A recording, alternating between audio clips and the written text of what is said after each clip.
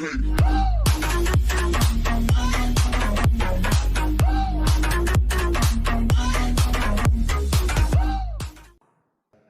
Bapak dan Ibu sekalian, hari ini adalah hari yang istimewa karena sebetulnya TNC itu dimulai booming pertama kali ada di kota Bandung. Dan hari ini sejarah terulang lagi, kota Bandung lah sekarang yang mempunyai fenomena yang sangat tinggi. Tepuk tangan dong untuk Bandung. Nah, kenapa hari ini Anda adalah orang-orang yang spesial?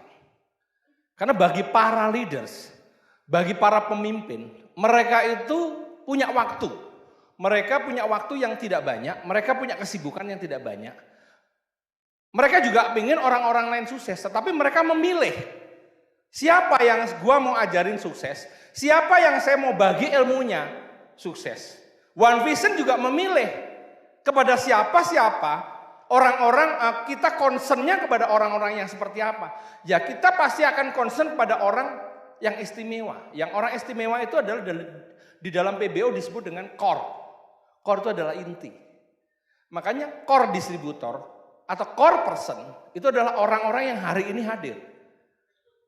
Nah, orang-orang yang di luar sana ada nggak distributor? Ada, tapi mereka bukan orang inti.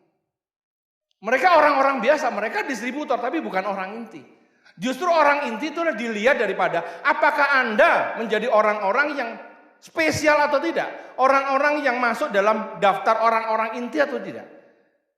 Ada beberapa syarat di dalam PBO One Vision, yaitu orang-orang yang masuk dalam daftar orang-orang yang core adalah orang yang memenuhi persyaratan tertentu. Nah, disitulah para pemimpin concern kepada orang-orang yang itu aja. Bukan orang-orang yang di luar banyak, enggak. Makanya Bapak Ibu sekalian, justru sebetulnya acara VS itu yang terpenting adalah acara hari ini, saat sekarang ini. Bukan nanti. Bukan begitu banyak orang nanti, enggak. Itu bukan acara yang penting. Itu adalah acara hiburan. Tetapi acara justru yang penting adalah acara hari ini, yaitu acara di CM atau CPM. Oleh karena itu Anda perlu memberikan satu aplaus pada diri Anda.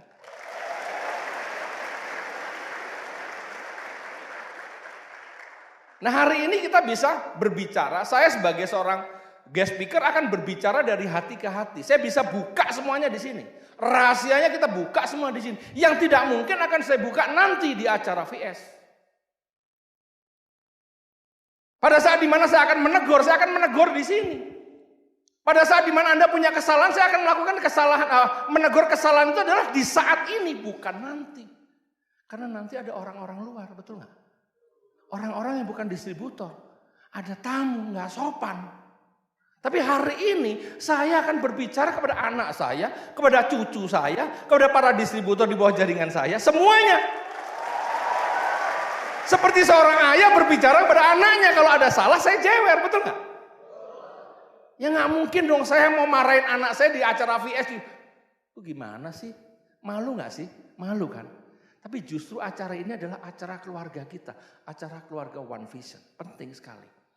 Tetapi saya tidak melihat sesuatu yang luar biasa di sini. Ketika ada beberapa orang yang core personnya, apakah dia royal, apakah dia crown, dipanggilnya saya nggak melihat itu sesuatu yang spesial. Kenapa? Begitu dipanggil. Mari kita akan panggilkan crown, distributor.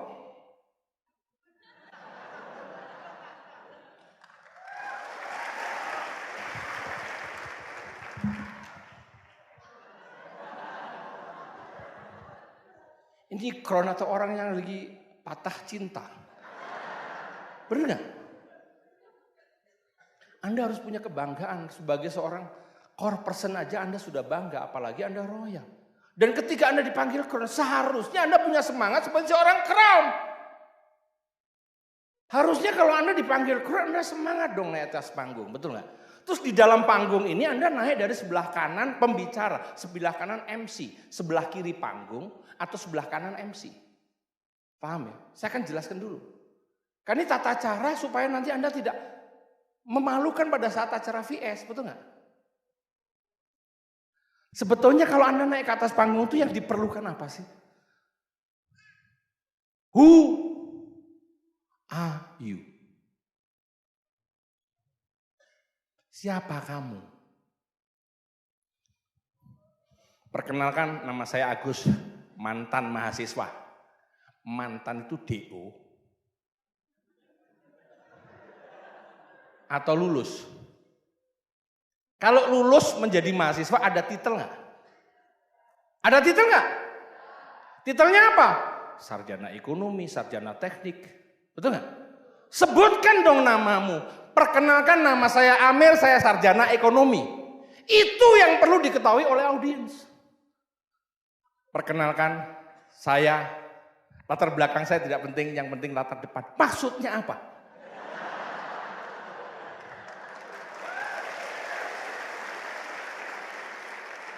Maksudnya apa?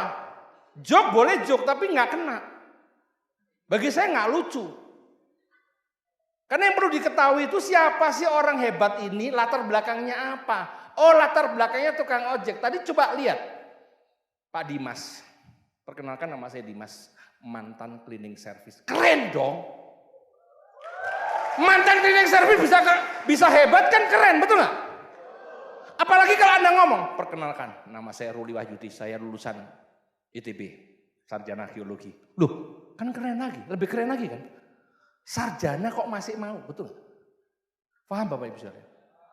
Jadi makin tinggi Anda, tapi Anda punya peringkat makin tinggi, Anda punya pendidikan makin tinggi, makin keren. Yang nggak punya pendidikan aja bisa naik peringkat tinggi, itu aja udah keren. Tepuk tangannya pasti hebat, betul nggak? Jelas ya teman-teman semuanya? Saya membaca sebuah buku, di dalam buku dikatakan seperti most of the people they are believe if you want to success, go to school, go to university, graduate cum laude and find a job with a high salary.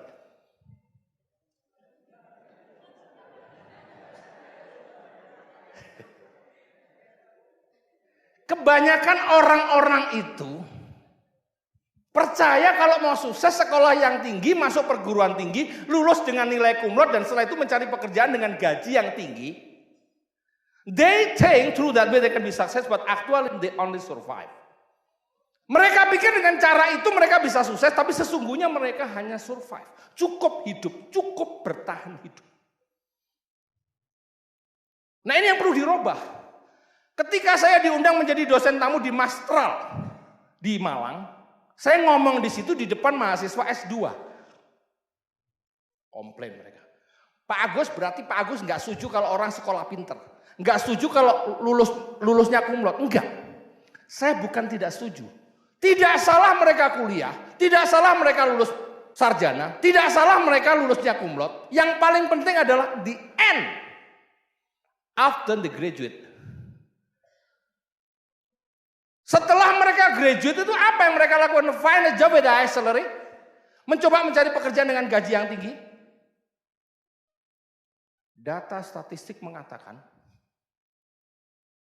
nggak salah mereka lulus, nggak salah mereka sarjana, tapi yang salah adalah mencari pekerjaan dengan gaji yang tinggi. Dan cara apapun dilakukan, tapi nggak ada di Bandung, di daerah ada. Masuk PNS, under table, nyogok kanan, nyogok kiri, betul nggak? Kenapa? Karena limited. Data statistik mengatakan bahwa lulusan perguruan tinggi hanya tertampung 2,8% dari seluruh Indonesia. Yang 93%, yang 98% kemana? Yang 97% kemana? Ditumpuk tahun berikutnya, 97 lagi. Akhirnya yang terjadi adalah banyak mereka yang mencari pekerjaan hanya karena no choice. Gak ada pilihan Pak. Sarjana jadi apa? Sarjana ini jadi apa? Betul nggak? Nah hari ini Anda hadir di sini itu sebetulnya adalah sebuah solusi yang sebetulnya tidak penting Anda dari mana. Tapi yang penting adalah ini bisa diambil oleh semua orang. Dan ini adalah pangsa pasar kita di Indonesia. Ketika Anda lulus universitas yang terkenal di kota Bandung, institutnya ITB. Yang kedua lagi adalah Unpad, ya betul ya? Betul ya? Kan yang keren kan itu kan? Wah. Ada beberapa yang lulusan Unpad kira-kira kalau dia masuk bekerja gajinya berapa coba? Siapa yang mahasiswa tolong angkat tangan. Berapa? Lu kok nggak ngerti? Kalau lulus kuliah kira-kira berapa? Yang kenceng ngomongnya. Terus yang kenceng ngomongnya. 3. Kasihan deh. Kira-kira 3 juta hidup di kota Bandung bisa hidup nggak? Sangat miskin sekali. Ukuran 3 juta kalau hidup di Bandung itu sangat miskin sekali.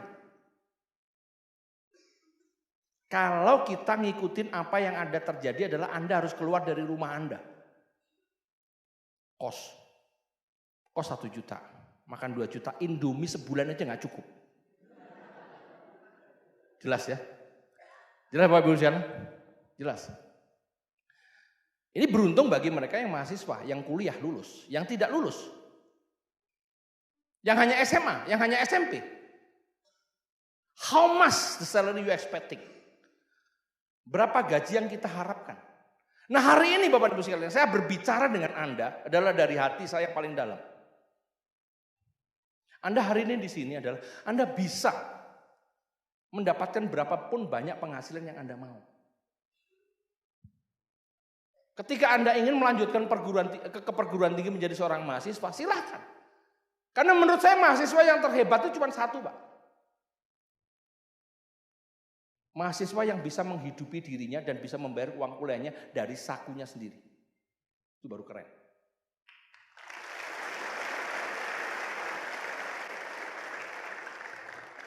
Karena ketika Anda menjadi seorang anak, hal yang terjadi dalam pola berpikir Anda adalah satu. Anda harus mulai berpikir tentang how you calculate your cost, how you calculate your age. Dan how to predict your future. Jadi ketika Anda mulai berpikir, ketika Anda sekarang mulai menjadi seorang remaja, Anda harus mulai berpikir, kalkulasikanlah biaya-biaya yang sudah dikeluarkan. Kalkulasikankah umurmu? Prediksikan masa depanmu seperti apa yang kamu mau. Saya tidak melarang orang berkuliah, tidak melarang orang menjadi seorang mahasiswa, lulus dengan nilai cum laude, tidak melarang. Yang salah adalah mencari pekerjaan dengan gaji yang tinggi. Robahlah yang di sini adalah ciptakanlah pekerjaan. Jangan mencari pekerjaan, jangan apply menjadi seorang karyawan. Tapi ciptakanlah pekerjaan supaya Anda bisa mendapatkan more than your salary. Saya sebetulnya lagi menunggu sebuah papan tulis, nggak tahu papan tulisnya sudah datang belum. Tapi tidak masalah. Saya waktu berbicara seperti ini saya dikomplain dengan orang, Pak kok semuanya Pak Agus ini semuanya dinilai dari materi. Lah kalau kita nggak bicara soal materi, bicara apa? Bapak dan Ibu sekalian, siapa di antara Anda yang menjadi anak orang miskin dan siapa di antara Anda yang menjadi anak orang kaya? Saya adalah anak orang miskin dan saya beruntung menjadi anak orang miskin. Karena ketika Anda menjadi anak orang kaya, tanggung jawab Anda jauh lebih besar. Coba perhatikan bicara saya hari ini. Mari kita belajar tentang matematika dan hitung-hitungan. Saya mau bicara sama salah satu anak di sini ya. Boleh ya? Silakan. Saya tidak tahu kamu anak orang kaya atau anak orang miskin. Tapi nggak usah khawatir, karena kalau kamu jadi anak orang miskin, kamu lebih beruntung. Karena kalau kamu jadi anak orang kaya, kamu akan lebih susah. Kenapa lebih susah? Pertama, orang tuamu punya rumah nggak? Belum. Oke, siapa yang orang tuanya punya rumah? Silakan. Orang tuamu punya rumah? Punya. Di daerah mana? Di daerah Rancaikek. Berapa? Rancaikek. Di daerah Rancaikek. Luasnya kurang lebih berapa? Kurang tahu, Pak.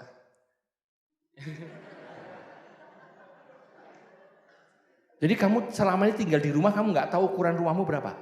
Ya, Pak. Siapa yang kira-kira ukuran rumahnya tahu? Silakan ngomong sama saya, silakan. Kurang lebih 14 bata. 14 bata itu saya nggak tahu. Oh. 14 meter persegian. Di mana? Di daerah Rancaikek. 14 meter persegi. Kurang lebih 140. ya 140 meter persegi. Tapi bata itu 14 meter ya kalau nggak salah. Iya. 14 kali 14 berarti kurang lebih sekitar 150 ya? Ya, 150, betul lah. Betul nggak? Daerah mana? daerah Rancaikek. Rancaikek. Kira-kira kalau dijual laku berapa? Kira-kira 170-an, 170 juta ya. Betul ya. Ada lagi nggak hartanya? Udah. Udah, cuman itu doang. Ada burung.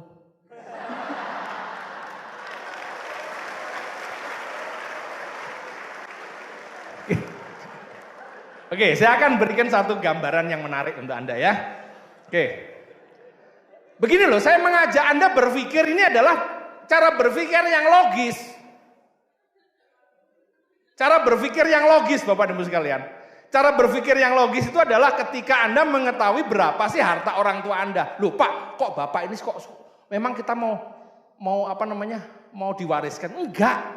Hanya pengen untuk Anda mengerti bahwa sekarang ini kehidupan itu dibagi 3 Bapak Ibu sekalian.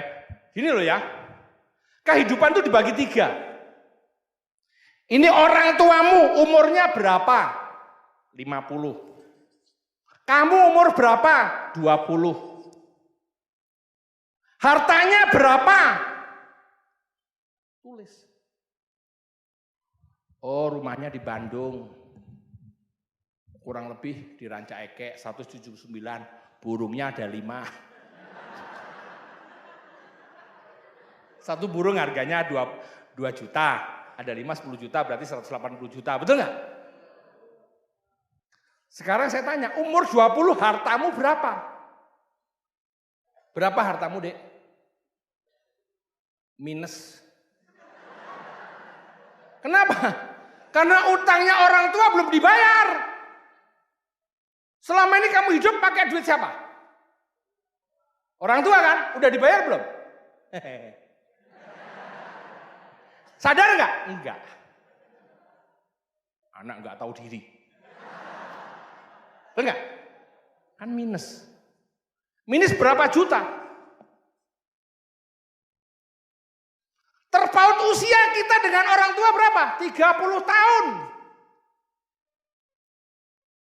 Ketika kita umur 50 nantinya, harta kita harus lebih besar daripada harta orang. Itu namanya siklusnya akan naik. Coba Anda bayangkan kalau Anda anak orang kaya, harta orang tua Anda sekarang 10 miliar. Usianya 20-50 tahun, Anda usia 20 tahun. 30 tahun waktu Anda untuk mendapatkan kurang lebih sekitar 10 plus 10 M. 20 M. Loh Pak kok tambah 10? Lah iyalah kalau tetap 10 kan apa yang... Harta orang tua kita akan dikasih ke kita karena 10 M lebih, betul nggak? Yang kita dapatnya berapa?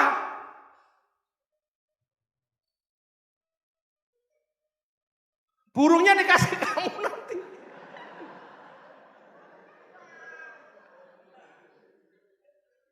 Kalian akan terima warisan dari orang tua. Entah berapa sih tidak tahu. Ketika kamu diwariskan 10 M, harta yang sekarang kamu hitung, apakah 10 tahun yang atau 30 tahun lagi nggak naik hartanya ini?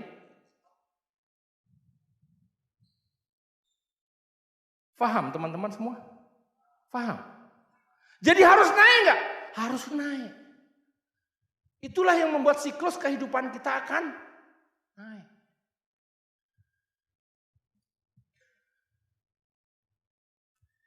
Ini adalah ilmu kehidupan Bapak dan Ibu sekalian. Dan ketika Anda tidak belajar tentang ilmu kehidupan ini, Anda tidak akan menjadi siapa-siapa. Ini penting. Calculate your age. Calculate your cost.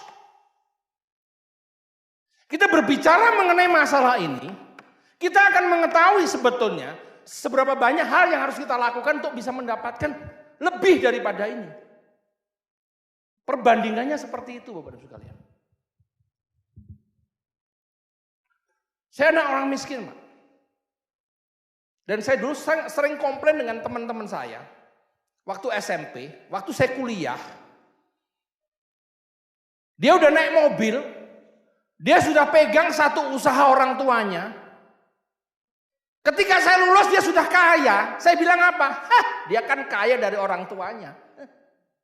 Enggak? Sebel banget deh. Kan kita mulai dari nol, betul nggak? Ada nggak yang merasa seperti itu? Ada nggak? Ada, pasti ada. Karena saya juga merasakan hal yang sama. Tapi ketika saya punya duit, masa anak saya suruh mulai dari nol? Ketika saya punya uang, apakah anak saya harus saya suruh mulai dari nol? Kamu mulai dari nol ya, bapakmu dulu miskin.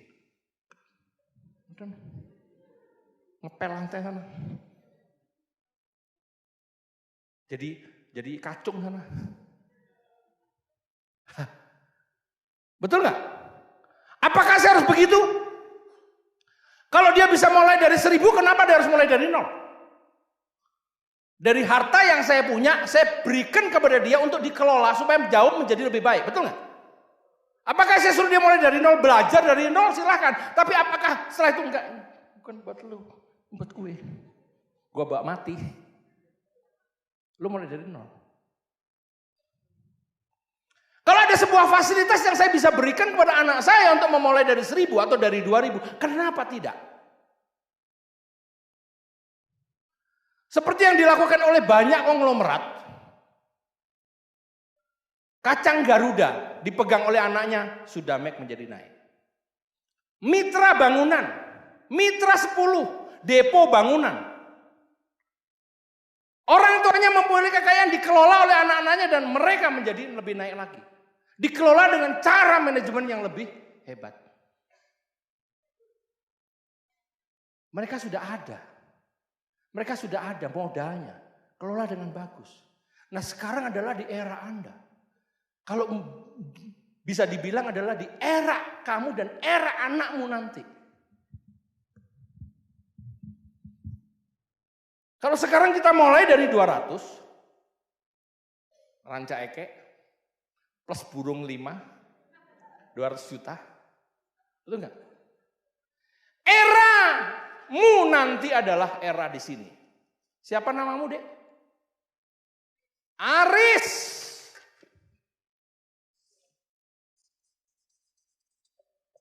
Nanti Aris usia 50. Punya anak umur 20. Aris yang dulunya dari orang tua 200. Sekarang sudah punya di usia 50. Nanti Aris sudah punya 20M. Atau 30M. Anaknya Aris umurnya 20 tahun. Masih punya minus. 30 tahun kemudian anaknya Aris. Mungkin Aris sudah gak ada lagi.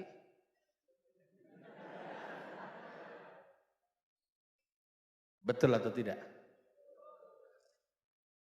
Apa yang sekarang Aris akan ajar kepada anaknya?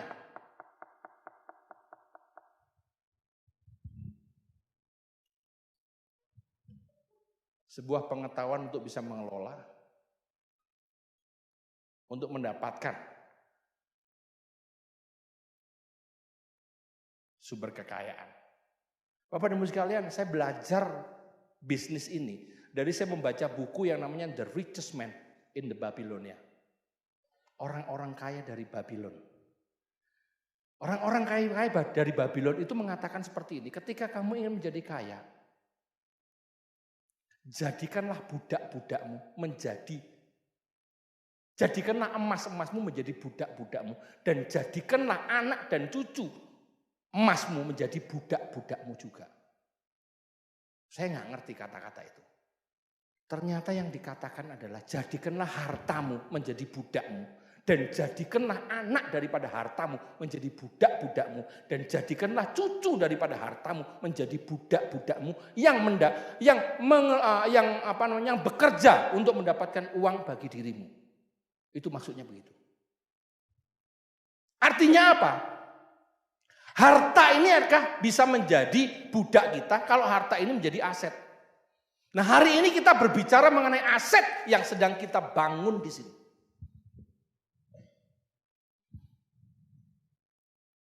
Karena emas-emasmu sekarang ini adalah bukan berupa emas, tapi emas-emasmu yang ada sekarang ini adalah emas-emas yang berupa aset. Ketika asetmu bisa menghasilkan uang untuk dirimu, jadikanlah semua aset-asetmu bekerja untuk itu.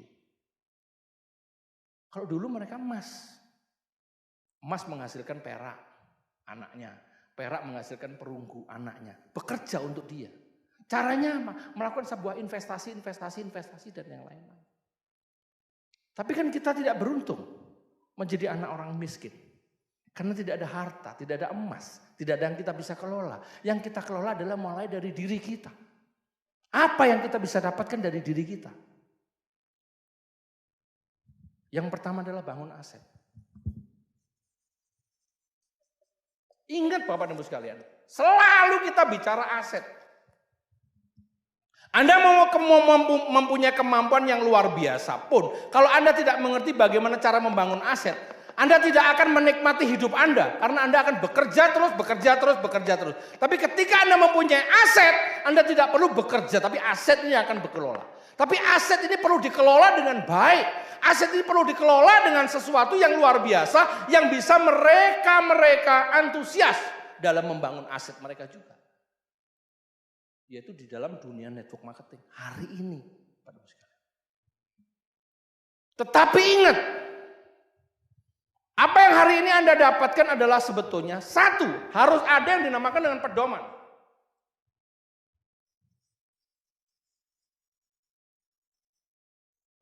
Pedoman itu apa toh? Pedoman itu kayak mercusuar. Kapal ketika berlayar dia melihat mercusuar, tujuannya saya ke sana. Nah, pedoman kita di sini itu apa? Namanya adalah PBO.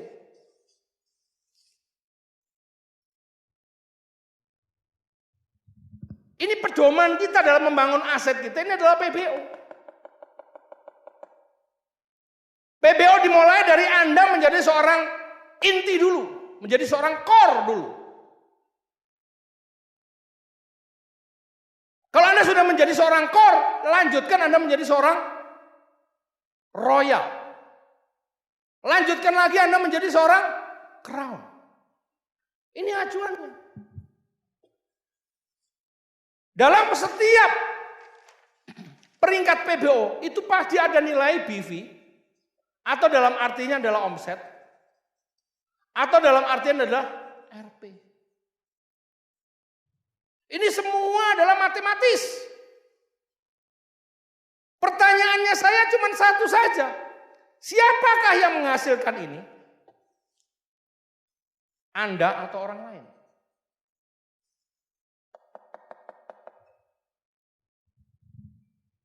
Hati-hati.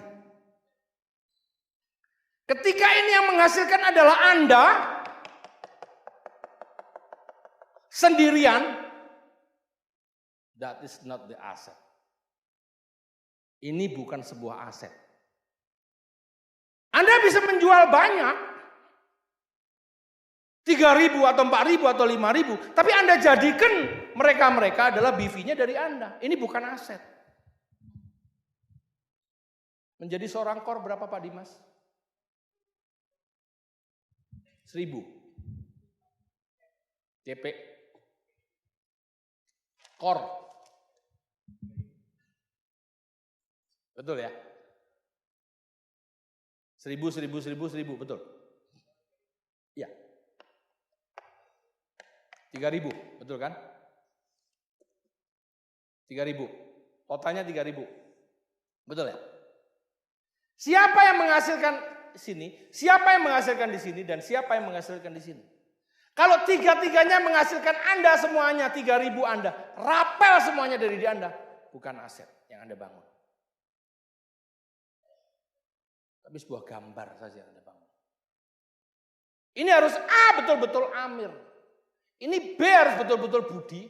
Ini C harus betul-betul Charles. Hati-hati di sini Bapak Ibu sekalian. Saya pernah mengatakan sesuatu hal yang sangat-sangat krusial. Bahwa sebuah di dunia network marketing adalah 1000 kali 1 tidak sama dengan 1 kali 1 kali 1000 hasilnya berapa? 1000 kali 1 hasilnya berapa? Hasilnya sama nggak? Sama. Tapi ini tidak sama. Kenapa? Karena satu orang bisa mempunyai kemampuan menjual 1000 tidak sama dengan 1000 orang yang berhasil menjual 1. Punya kemampuan cuma 1. Satu orang menjual 1000, kalau orang ini sakit kena diare, omsetnya berapa? 1000 orang, 500 kena diare, masa 1000-nya kena diare?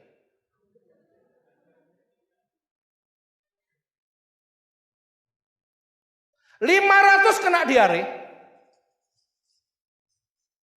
omsetnya masih berapa? Jadi mana yang aset ini atau yang ini aset? Yes. Dan karena kemampuan teknologi yang sekarang banyak dikuasai oleh kalangan milenial, yaitu Anda semuanya. Jadikanlah 1 menjadi 100.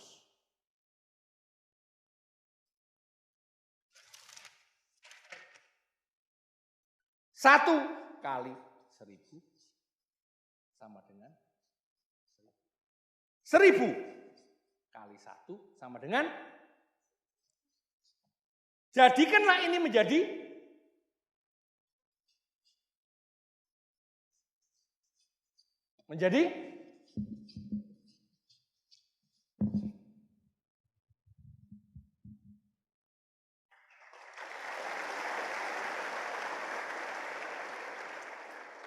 tidak perlu memaksakan seseorang yang punya kemampuan hanya 100, nggak perlu dipaksa harus 1000, nggak perlu.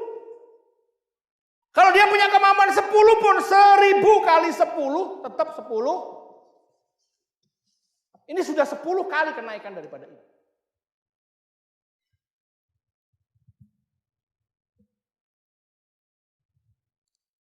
Jelas? Saya banyak berdiskusi dengan Julian Sina. Saya ngobrol dengan dia. Ingat Julian. Dan dia menangkap di sini. Dan dia lakukan hal yang seperti ini. Bapak dan Ibu sekalian. Luar biasa. Masa yang 1000 mempunyai omset yang tidak ekstrim. Tetapi mempunyai ekstrim yang rata-rata, yang banyak bisa terduplikasi orang, tapi jumlahnya 1000, jelas.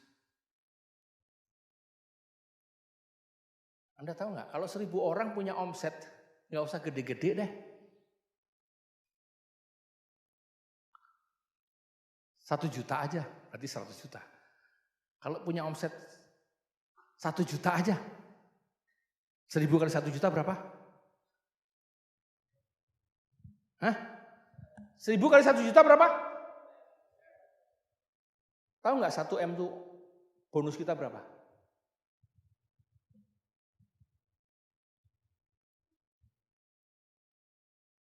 Satu M itu bonus kita kurang lebih sekitar 50-60 juta.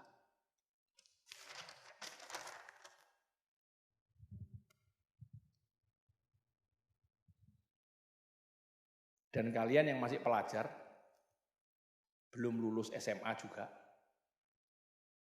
ketika punya jaringan 1000 dan omsetnya udah 1 M, kuliah, sudah punya penghasilan 30-40 juta, kira-kira naik mobil apa Anda? Masihkah Anda pakai motor Anda yang butut?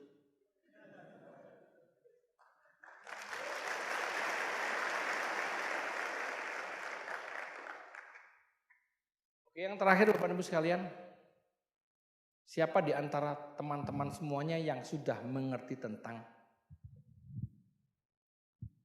marketing plan Tiansi?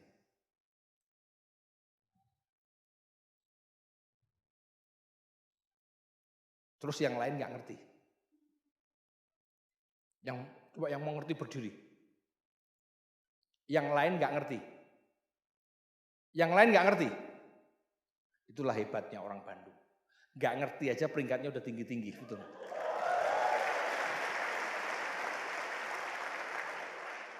Tapi apakah kalau Anda punya peringkat tinggi dan Anda tidak mengerti marketing plan, Anda bangga? Enggak.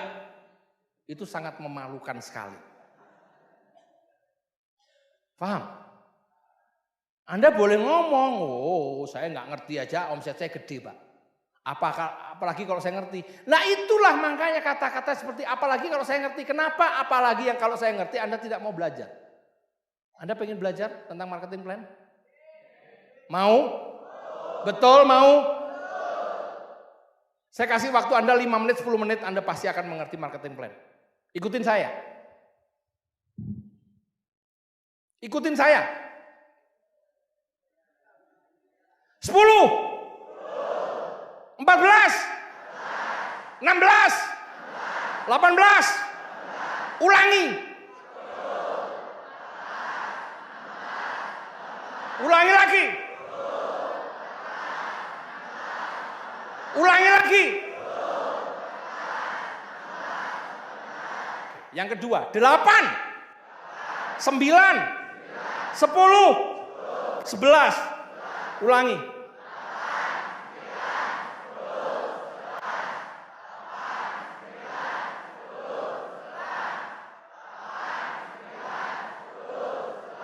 Anda sudah mengerti marketing plan Tiansi. Anda pengen tahu? Tolong hafalin. 10,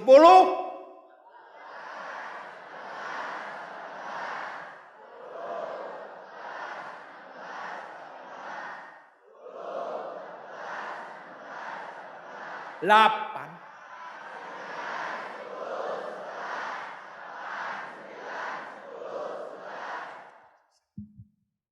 Mas tolong.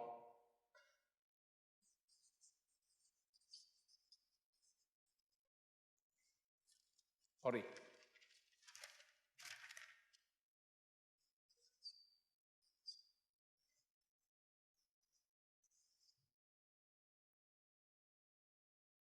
Bronze berapa? Sponsornya? Silver berapa? Gold berapa?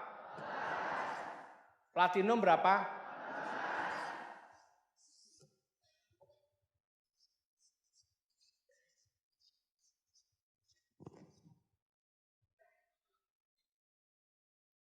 Bonus pasangannya?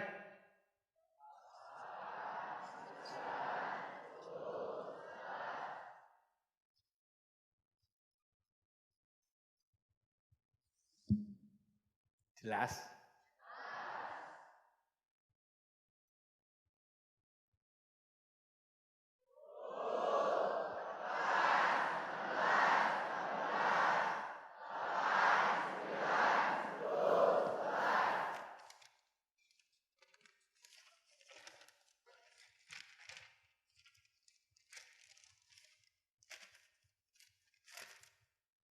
Kamu seorang silver. Berarti kamu dapat bonus berapa? Pasangannya berapa? Ketika ketemu dengan orang bernama A, dia ngambil silver, dapat berapa? Ayo. 14% kali berapa? Ketika dia dapat orang bernama B, dia dapat berapa?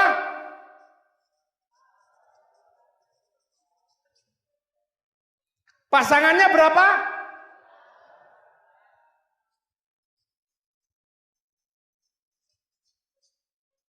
Jadi berapa? Ayo. Ayo.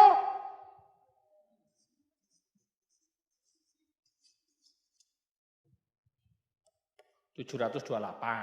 9% kali 2.600 berapa?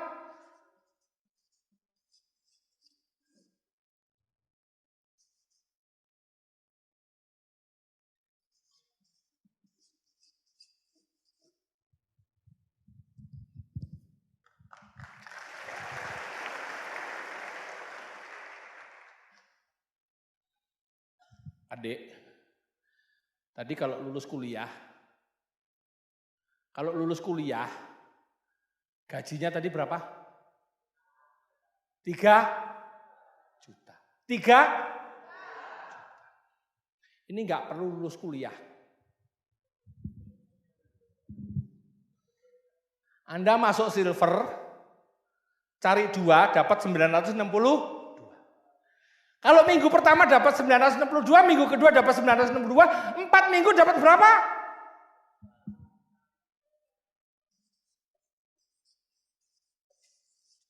Betul nggak?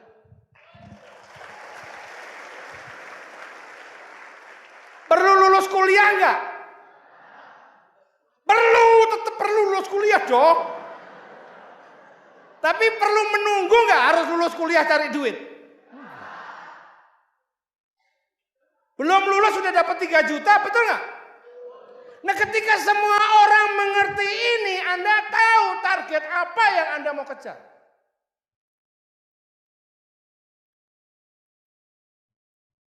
Because all many people, they think they have a dream, but they are only dreaming. Banyak orang yang mengatakan mereka punya impian, tapi sesungguhnya mereka cuma ngimpi kali ya. Karena di dalam bisnis kami, kita ini semua, kita dikatakan tentang sesuatu hal yang menarik, yaitu ketika Anda pengen mengetahui tentang bisnis yang Anda lakukan, Anda harus mengikuti apa yang dianjurkan oleh para upline Anda.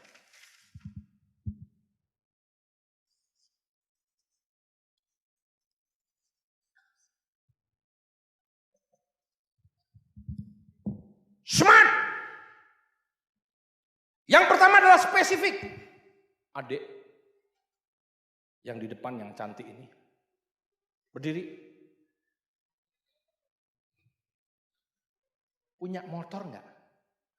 Atas namamu yang beli siapa? Orang tua. Pengen mobil jazz enggak? Pengen. Iya. Pengen kan? Iya. Warnanya apa? Putih. Tahun berapa? 2021. 2021. Jazz tahun 2021 belum tahu aku yang seperti apa. Pokoknya pengen mobil jazz warna putih, betul nggak? Tahun berapa kurang lebih? Tahun 2019 dong. Iya. Betul nggak? Kenapa suka warna putih? Suka. Tahu nggak harganya berapa? Enggak.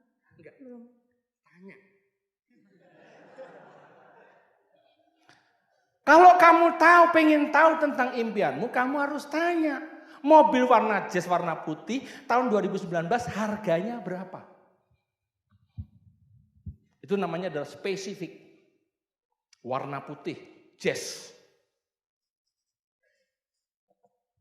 250 juta. 250 juta ini kamu mau dapatkannya kapan mobil jazzmu? Time limit. 10 tahun lagi, mobil itu akan kamu dapatkan di tahun 2029. 10 tahun umurnya mobil sudah mogok-mogok.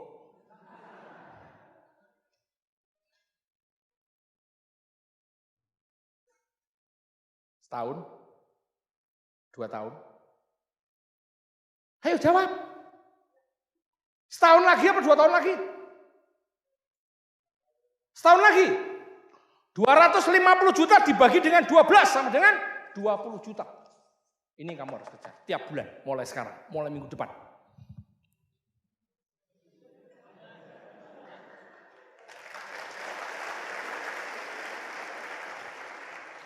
Jadi takut? Nggak perlu takut. Ada installment, DP berapa, itu yang kamu kejar dulu. Karena impian kamu jazz. Nggak apa-apa. Misalnya 50 juta, oke. 50 juta tahun depan kamu harus dapatkan 50 juta. 50 juta kali 12, dibagi 12. Jadi setiap bulan kamu harus nyimpen 2 juta. Kalau setiap bulan nyimpen 2 juta, dipakai dengan kamu hidup, berarti kamu harus setiap bulan harus dapat 5 juta. Masuk akal nggak? Caranya, Anda jangan silver dong. Anda gold atau platinum dong. Cari 2 orang silver atau cari 2 orang gold atau platinum dong, betul nggak? Setiap bulan, setiap minggu 2 dong, betul nggak? Supaya setiap bulan dapat berapa? 15 juta dong, betul nggak? Nyimpennya bukan 2 juta lagi, 5 juta lagi, betul nggak? Bisa-bisa mobil jazz itu akan kedapatan kurang lebih sekitar 6 bulan lagi, Anda sudah DP mobil jazz, betul? Cicilannya berapa? 5 juta, keren.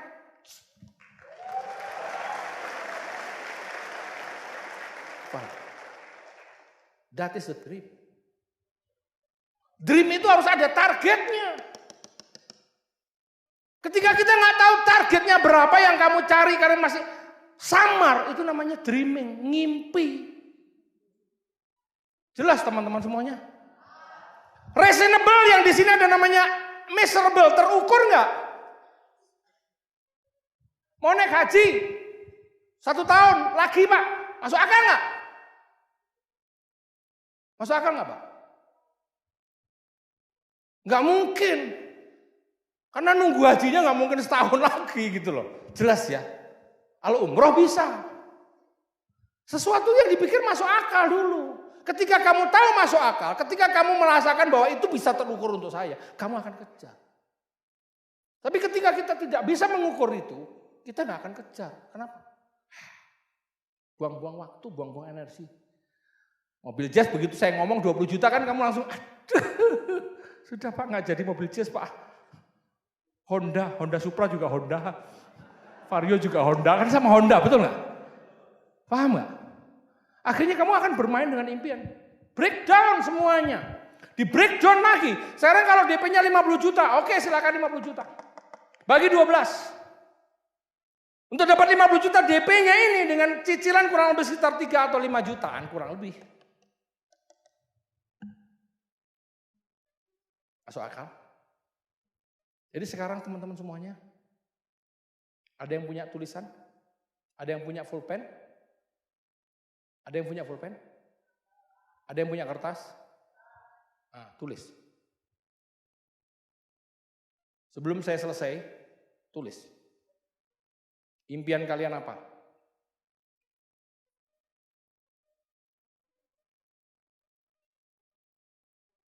Kalau di antara kalian yang tidak bisa menulis dan tidak punya pulpen atau tidak punya buku, berarti Anda masih belum mengikuti apa yang dikatakan upline Anda. Buatlah dong buku impian Anda. Buat buku impian Anda, tulis buku impian Anda di situ, tulis. Yang masuk akal. Tadi si adik itu mobil jazz warna putih, udah keren. Yang satu lagi gue nggak mau putih, gue mau merah, boleh. Gue nggak mau jazz, gue maunya Yaris, boleh. Gue nggak mau jazz, gue maunya SUV, boleh. Tapi yang masuk akal. Mau SUV Pak Mercy, harganya berapa? 1,6 M. Paham? Itu bukan di level Anda, tapi levelnya para pemimpin di sini. Nanti Anda akan sampai juga seperti itu. Tapi mulailah dari yang kecil, tapi pasti Anda bisa dapatkan. Karena ketika kita sudah merasakan, membuat impian dan kita mencapai impian, berarti kita punya pengalaman, oh ternyata gue bisa. Berarti kalau gue buat impian lebih gede lagi, pasti gue bisa. Karena gue udah yakin. Yang kecil gue kemarin gue kejar, ternyata gue bisa. Jelas? Jelas? Yang di sana jelas?